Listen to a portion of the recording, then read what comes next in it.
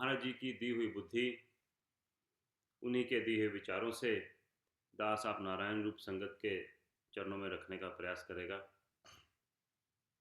आज का सत्संग, जैसे प्रेमी जी ने आज के सत्संग का टॉपिक बताया, सत्संग,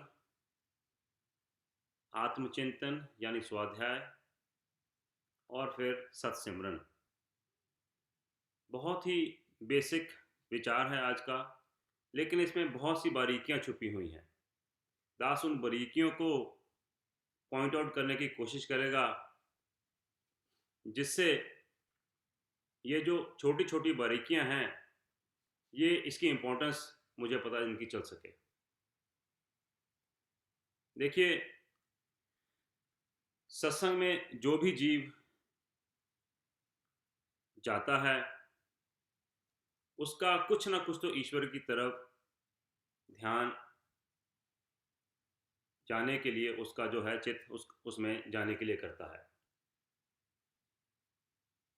तो प्रश्न ये उठता है कि मैं इतने सालों से सत्संग सुनता हूँ और फिर मेरी तरक्की नहीं हो पा रही। मैं सिमरन भी करता हूँ, मैं सत्संग में भी जाता हूँ, मेरी स्वभाव में, मेरी आदतों में, मेरे सिमरन में मुझे कोई प्रोग्रेस नहीं नज़र आती। तो जैसे मैं सत्संग में जाता हूँ, सबसे पहला स्टेप तो ईश्वर की तरफ मेरा ये है कि मैं सत्संग में जाऊँ, सत्संग में जाऊँ और वहाँ जाकर मुझे मेरी अपनी गलतियों का पता चले, मुझे अपने विकारों का पता चले, और जो गुरु ने नियम बताए हैं, जो सूत्र बताए हैं, उनका मुझे पता चले। अब यहाँ तक तो मेरा सफ़र आराम से चलता है। मैं जाता हूँ, मैं सुनता हूँ, मुझे अपने विकारों के बारे में भी धीरे धीरे पता चलता है। पहले तो कितने साल मैं अपने विकारों को विकार मानता ही नहीं, कितना टाइम मैं सिर्फ ये एक्सेप्टेंस में ही, ये मानने में लगा देता हूँ कि मुझ में कोई विकार है ही नहीं। और जिस जीव के ऊपर ये प्रभु की कृपा हो जाए, वो अपने विकारों को विकार समझना शुरू हो जाए और सत्संग में दृढ़ हो जाए, ये उसके ईश्वर की तरफ पहली पौड़ी हो गई। अब इससे अगला जो है बहुत ही इंपॉर्टेंट स्टेप है स्वाध्याय का, मनन का, या गुरुदेव ने इसको आत्मचिंतन भी कहा है। फिर इसके बाद जाके मेरा सत्सिमरन में जो मेरी दृढ़ता आनी शुरू होगी। अब सत्संग में मैं इसके ऊपर ज़्यादा टाइम नहीं लूँगा। महाराज जी का ग्रंथ श्री समता विलास में से इसमें कुछ पंक्तियाँ पढ़ के स्वाध्याय और आत्मचिंतन के ऊपर दास अपना ज़्यादा विचार का फोकस रखेगा। सत्संग में मुझे क्यों जाना है, इसमें गुरुदेव ने कहा है कि सत्संग से ही सत्य असत्य का निर्णय मिलता है। सत्संग से ही मुझे सत्य यानी क्या झूठ है, किसको मैं झूठ समझे बैठा हूँ, क्या असल में सत्य है, यहाँ आकर ही मुझे उसका निर्णय पता लगेगा। यहाँ आकर ही मुझे उस पर गुरु के वचनों से ही मेरी इस बुद्धि के ऊपर रोशनी आएगी। सत्संग से ही अपने बड़े बुरे भले का विचार हो सकता है। इसलिए मुझे सत्संग में रोजाना आना है, क्योंकि मुझ में इतने विकार भरे पड़े हैं, इतनी इंद्रियों की वासनाओं में फंसा हुआ हूं मैं। ऐसे ऐसे विकारों की ऐसे ऐसे विकार मेरे स्वभाव में घर कर चुके हैं कि जब तक मैं रोजाना सत्संग में आता नहीं, मुझे मेरे विकारों का पता ही नहीं लग सकता। महाराज कह रहे हैं सत्संग से ही अपने बुरे भले का विचार हो सकता है। सत्संग ही असली धन है जो दुख सुख में धीरज देता है। यहीं से मिली हुई शिक्षा, अगर मेरे ऊपर कोई दुखी समय है तो यहीं से मिली हुई शिक्षा मेरे दुखी समय में मेरे काम आएगी। महाराज कहते हैं सत्संग से सब उपद्रव नाश और प्रेम प्रकट होते हैं। सत्संग ही औषधि है सब तापों को नाश करने वाली। सत्संग के बगैर कभी भी बुद्धि निर्मल नहीं होती।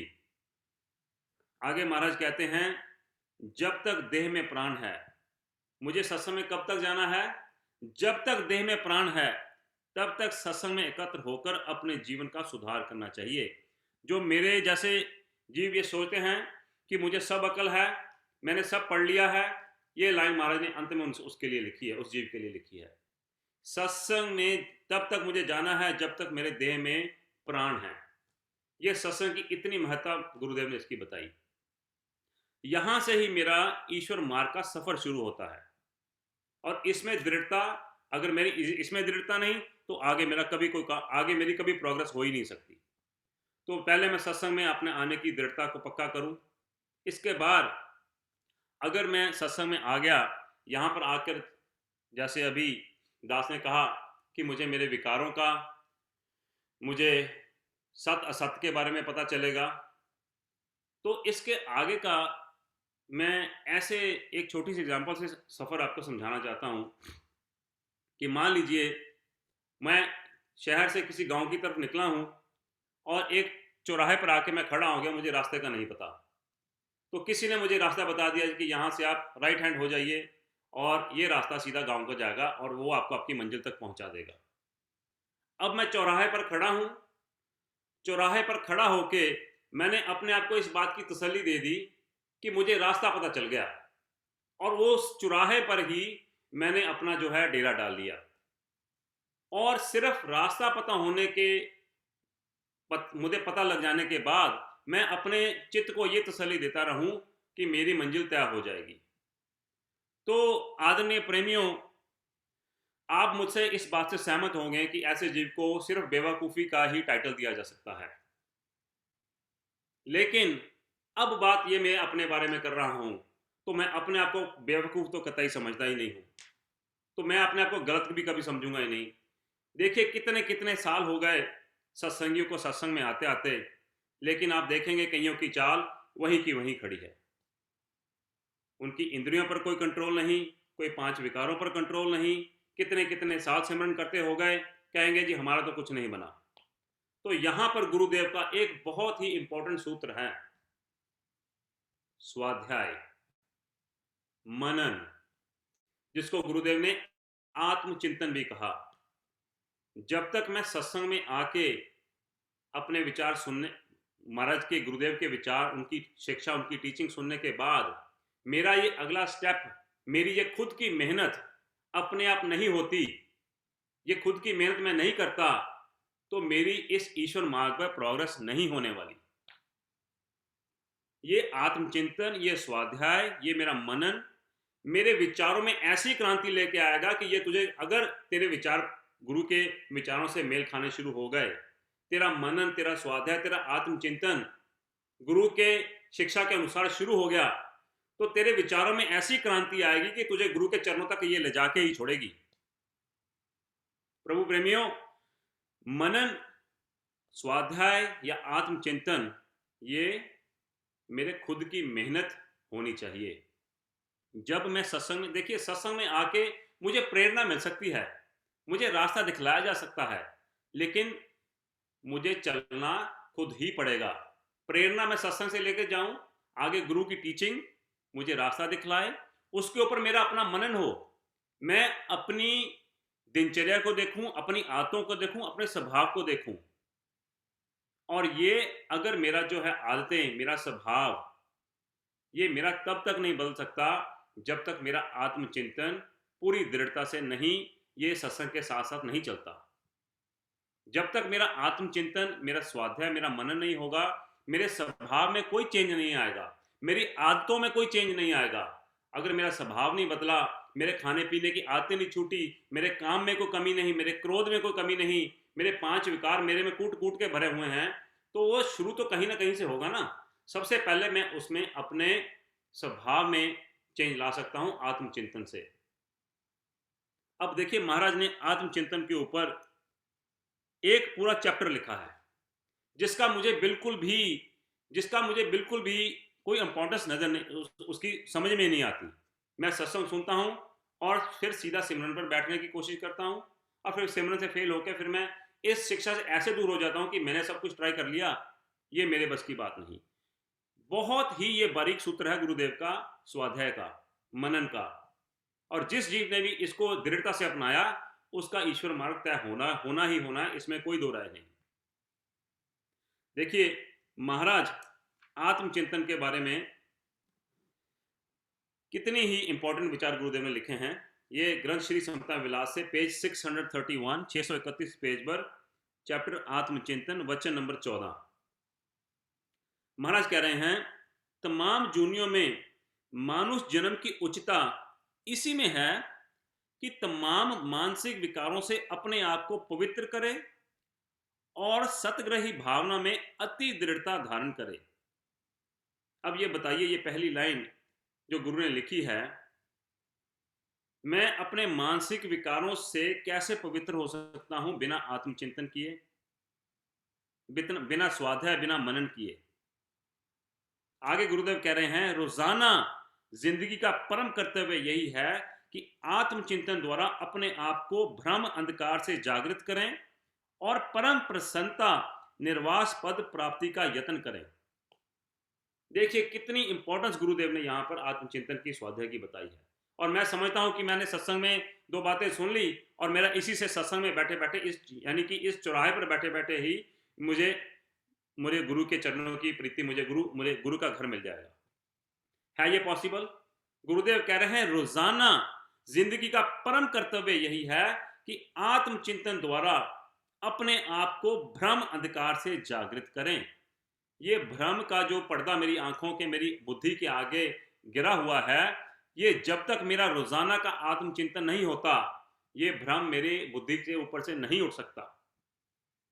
यही एक मूल कारण है जिससे मैं बार बार सत्संग में आके बार बार यहाँ पर मुझे, मेरी बुद्धि में टीचिंग नहीं आती, क्योंकि मेरे खुद का कोई मेहनत नहीं, मेरे खुद की कोई मनन प्रक्रिया नहीं, और ये बुद्धि के ऊपर से मेरा भ्रम इसलिए उठ ही नहीं पाता। इसीलिए बार बार जब भी मेरे सामने मुझे कोई जवान का लालच आता है, मुझे कोई पैसे का लालच आता है, कोई सामने मेरे विकार आता है, तो मैं उसमें फट से जाके फंस जाता हूँ। मुझे उस समय गुरु का कोई तप, कोई सैक्रिफाइस, कोई मुझे गुरु की टीचिंग कोई याद नहीं रहती, क्योंकि मैंने अपनी बुद्धि के ऊपर यह भ्रम का पर्दा उठाया ही नहीं।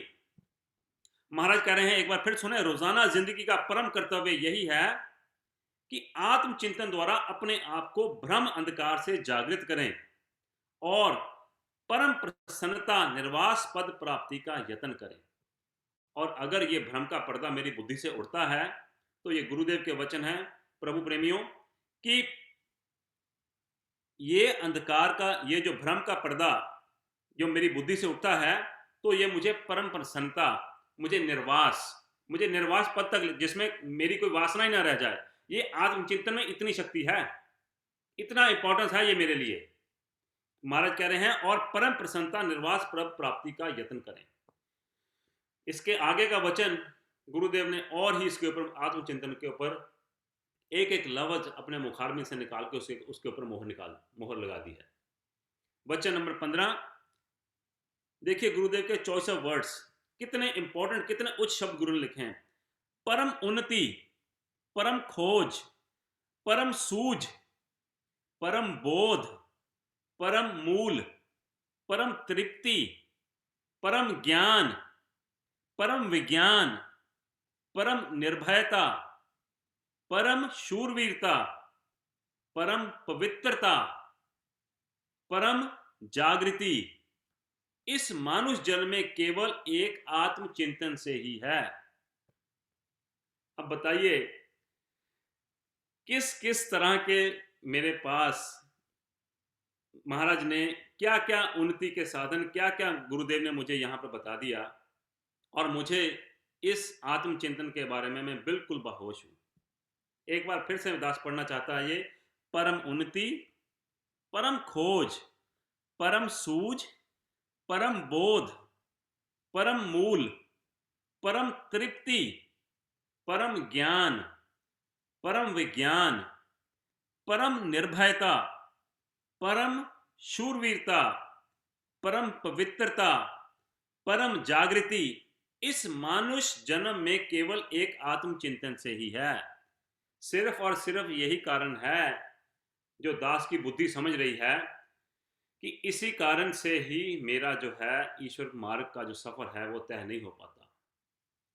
इसी कारण से ही मैं इस चौराहे पर हमेशा बैठा, सत्संग के चौराहे पर ही हमेशा बैठा रहता हूँ और सोचता हूँ कि ये सत्संग ही मुझे मेरी नैया पार कर देगा। इसके बाद का मेरी खुद की मेहनत होती ही नहीं। और अगर मेरा मेहनत हो जाए तो महाराज कितने इजी, कितने आसान सूत्र दे दे के मुझे इस ईश्वर मार्ग को तय करने का सूत्र बता रहे हैं बार बार। अब देखिए, जिसने ये आत्मचिंतन किया, गुरु के कहने अनुसार वो परम शूरवीर है, उसमें परम उन्नति आएगी, उसको सारे परम ज्ञान विज्ञान का उसको पता चलेगा। यहाँ पर गुरु ने बिल्कुल भी ये नहीं कहा कि मैं कितना भी पढ़ा लिखा हो जाऊं, मुझ में कितनी भी अकल हो, वो यहाँ मायने नहीं रखती। जब तक मैंने गुरु का वचनों का खुद का आत्मचिंतन नहीं किया, मेरा ईश्वर मार्ग तय नहीं हो सकता। इसके आगे महाराज कह रहे हैं, यानी अंतर्मुख होकर के सत्य युक्ति द्वारा तमाम मानसिक विकारों से विजय हासिल करके एक आत्म साक्षात्कार पद को प्राप्त होना है, और केवल यही महाकारज इस जीवन में है। दुर्लभ उसका जीवन है जिसको ऐसी साधना और स्थिति में सफलता प्राप्त हुई है। तमाम प्रेमी इस विचार को गौर करके अनुभव करने का यत्न करें और अपने आप को नित्य ही निर्मल आत्मचिंतन अभ्यास में निश्चल करें। बार बार गुरुदेव ने इसकी इंपॉर्टेंस, बार बार गुरुदेव ने यह सूत्र मुझे समझाने की कोशिश की कि इसके बगैर मेरा गुजारा नहीं है। आगे गुरुदेव कह रहे हैं, ऐसी साधना से ही इस भ्रष्टाचार के जमाने में शांति प्राप्त हो सकती है। कितना तमोगुनी संसार बाहर विचर रहा है। जब तक मेरा आत्मचिंतन नहीं होगा, मुझे मेरी आदतों के बारे में, मेरे स्वभाव के बारे में मैं खुद होश से नहीं जीऊंगा। महाराज कह रहे हैं कि ये बाहर का ये जो भ्रष्टाचार का जमाना है, इसमें मुझे शांति प्राप्त नहीं हो सकती। मान लीजिए किसी ने, मेरे पड़ोसी ने नई गाड़ी ले ली, तो ये आत्मचिंतन ही मुझे बताएगा कि मेरे पास अगर गाड़ी है तो ये मेरा मर्यादा का अगर जीवन इसमें चल रहा है, तो मुझे जस्ट बिकॉज मेरे पड़ोसी ने गाड़ी ले ली, मुझे नई गाड़ी की जरूरत नहीं है। जब तक ये आत्मचिंता में मेरी दृढ़ता नहीं आती, मेरे विचारों में बदलाव आ ही नहीं सकता, मेरे स्वभाव में बदलाव आ ही नहीं सकता। कैसे कैसे मलिन वासनाएं, क्या क्या मैंने अपने स्वभाव में कैसा कैसा कूड़ा करकट भर रखा है, और सिर्फ उसका यही कारण है कि मेरा खुद का कोई आत्मचिंतन, मेरा कोई स्वाध्याय, मेरा कोई मनन है ही नहीं, बिल्कुल भी। आगे महाराज कह रहे हैं, अभ्यास से लापरवाही करनी अपनी मूल बर्बादी करनी है। अभ्यास से लापरवाही करनी अपनी मूल बर्बादी करनी है। इस वास्ते अधिक से अधिक कोशिश करके अपने आप को सत्य मार्ग में जागृत करें और गुरु कृपा के महारस को प्राप्त करके परम कल्याण प्रद को प्राप्त होवें। ऐसा ही सत्य यत्न तमाम गुरुमुखों के वास्ते अधिक लाजमी है। अब ये देख लीजिए लास्ट लाइन गुरुदेव ने क्या लिखी है इसमें, ऐसा ही सत्य यत्न तमाम गुरुमुखों ने, जिस जीव ने भी गुरुदेव को अपना गुरु माना है, उसको महाराज ने यह सूत्र लाजमी अपनाने के लिए कहा है। इसमें कोई छूट नहीं, कोई इसमें डिस्काउंट नहीं। महाराज कह रहे हैं, ऐसा ही सत्य यत्न तमाम गुरुमुखों के वास्ते अधिक लाजमी है। लाजमी नहीं, अधिक लाजमी है। कितनी इंपॉर्टेंस बार बार महाराज देखिए इसमें इसकी बता रहे हैं बार बार। जब तक मेरे खुद विचारों को मैं खुद अपने गुरु के टीचिंग से नहीं बदल सकता, मेरा सिमरन में कभी दृढ़ता, मेरी सिमरन में कभी परिपक्वता आ ही नहीं सकती। मैं, जैसे शिवनाथ ताऊ जी कहते हैं कि मेरा एक मैकेनिकल सिमरन हो जाएगा। मैं बैठा तो हूँ सिमरन के ऊपर, लेकिन इतने हजारों ही मेरे मन में विचार उठ रहे हैं, कभी संसार के, कभी परिवार के, कभी बिजनेस के, कभी नौकरी के, तो मैं वहां बैठा हूं, उससे ज्यादा और कुछ नहीं हो रहा। इसलिए ये आत्मचिंतन का जो सूत्र महाराज बता रहे हैं, ये मेरे लिए अधिक लाजमी है अगर मुझे ईश्वर मार्ग पर मुझे निरंतर प्रोग्रेस चाहिए उसके ऊपर। महाराज कह रहे हैं, ऐसा सत्पुरुषार्थ सब प्रेमियों को प्राप्त होवे, ईश्वर सुमति देवे। अब प्रभु प्रेमियों जरा विचार करें, सत्संग में आ गया हूं, वहां आकर मुझे मेरे अपने विकारों का पता चल गया, यहां आकर मुझे गुरु के बताए हुए नियमों का, टीचिंग का पता चल गया, उसके बाद मेरा ये आत्मचिंतन शुरू हो गया। अब ऐसे प्रोसेस के बाद, ये एक स्टेप, दूसरा स्टेप, तीसरा स्टेप लेने के बाद अब मैं सिमरन पर बैठता हूँ, तो देखिए फिर वो उस सिमरन में क्या रस आता है, ये भी गुरु के वचन सुनकर ही हम समझने की कोशिश करेंगे। अब यहाँ पर, यहाँ तक जो जीव ने सफर तय किया, उसको जब सिमरन में वह जीव जब सिमरन में बैठेगा, तो महाराज कह रहे हैं यह नियम इंसान से देवता बनाने वाला है। बताइए, ये गुरुदेव की, मैं हर बार ये महाराज का सत सिमरन का जो चैप्टर पढ़ने की कोशिश करता हूँ, ये पहले वचन में ही गुरुदेव ने ऐसी ऐसी बातें लिख दी हैं सिमरन के बारे में कि इतनी इतनी इतनी जबरदस्त गुरु ने यहाँ सूत्र बताया कि मैं बता ही नहीं सकता। यह नियम इंसान से देवता बनाने वाला है। क्या जरूरत है इससे आगे पढ़ने की? यही तो मेरी मंजिल है। सत्संग में अगर मैं आया हूं तो जाने जाने मेरा जो गोल है, चाहे मैं जिस दिन शुरू हुआ हूं सत्संग में आने, मुझे ये नहीं पता था कि मेरी जो आखिरी अवस्था वो समाधि की होगी। अब यहां आकर अगर मुझे ये पता चलता है कि सत्य सिमरन से इंसान से देवता, ये जो नियम है देवता बनाने वाला है, तो इससे आगे मैंने और क्या सीखना है, क्या समझना है? अल्टीमेट मेरा गोल तो सत्संग में आने का यही है ना, कि जो अवस्था गुरुदेव की थी, जिस समाधि की अवस्था में गुरुदेव सहज पहुंच जाते थे, और उनको उस समाधि की अवस्था से बाहर आने के लिए कितना जोर लगाना पड़ता था। सत्संग में आने का मेरा अल्टीमेट गोल तो यही होना चाहिए ना, कि मेरे भी अवस्था, वो परम शांति जो गुरुदेव को सी, वो जो समाधि की अवस्था गुरुदेव की थी, वो अवस्था भी मेरी हो जाए। तो ये जो सिमरन है, महाराज इसको बता रहे हैं कि ये नियम इंसान से देवता बनाने वाला है। तो जैसे पिछले विचार में, पिछले वचन में गुरुदेव ने कहा, अभ्यास से लापरवाही करनी अपनी मूल बर्बादी है। जिस जीव को सिमरन में दृढ़ता नहीं, जिस जीव की सिमरन से रुचि नहीं, उसमें और पशु में कोई फर्क नहीं। खा लिया, पी लिया, सो लिया, संसार बढ़ा लिया, यही पशु पक्षी करते हैं, यही मैं करता हूं। अगर 24 घंटे में मेरे पास गुरु को धन्यवाद देने के लिए मेरे पास जरा सा भी टाइम नहीं, तो गुरु ईश्वर ने मुझे ये मानुष चोला देकर बहुत बड़ी गलती की। यही कारण है, महाराज कह रहे हैं कि अभ्यास से लापरवाही करनी ये मेरी मूल बर्बादी है। जितना मैं अपना प्रारब्ध सत्कर्मों का लेके आया था, मैं उसको भी तबाह करके जाता हूं। ये मेरी मूल बर्बादी है। मेरी कैपिटल ही खत्म हो जाएगी। महाराज कह रहे हैं नास्तिक से आस्तिक बनाने वाला है, अंधविश्वास से शुद्ध विश्वास देने वाला है, जन्म मरण से मुक्ति के देने वाला है, दुख और सुख में धीरज देने वाला है, वैर और बखीले से छुड़ाने वाला है, इस चंचल मन को निश्चल करने वाला है, बुद्धि को सत धाम देने वाला है।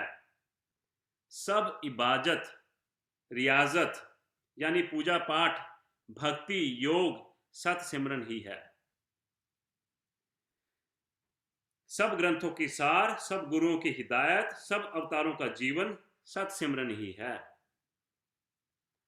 सब अवतारों का जीवन सत सिमरन ही है। मानुष जिंदगी को पवित्र करने वाला, कर्म के जाल से छुड़ाने वाला, तृष्णा की आग से ठंडा करने वाला और अविनाशी सुख देने वाला सत सिमरन ही है। लेकिन मैं, जैसे पंजाबी में कहते हैं, अग्गा दौड़ और पीछा चौड़ नहीं कर सकता। मैं इस स्थिति में तभी आऊंगा जब मेरे खुद की मेहनत होगी।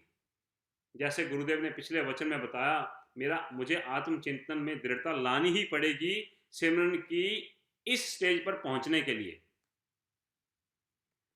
इसमें गुरुदेव आगे कह रहे हैं, सत सिमरन असली बुनियाद है और सब नियम इसके मुआवान हैं। अब देख लीजिए कैसे गुरुदेव ने अपने पिछले वचन के ऊपर खुद ही मोहर लगा दी। सत सिमरन असली बुनियाद है और सब नियम इसके मुआवन यानी इसकी शाखाएं हैं।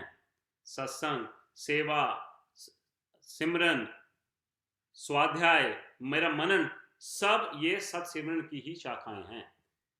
मैं पेड़ पर कैसे चढ़ सकता हूं जब तक मैं उसकी शाखा को पकड़ के उसका सहारा लेकर नहीं चढ़ सकता। महाराज कह रहे हैं, इस संसार में आने का यथार्थ लाभ और मानुष जिंदगी की अधिकता सत सिमरन ही है। मन का आखिरी साधन बंद गुलासी करने वाला सत्सिमरन ही है। सत्सिमरन का ही प्रकाश सब ग्रंथों और बुजुर्गों में हो रहा है।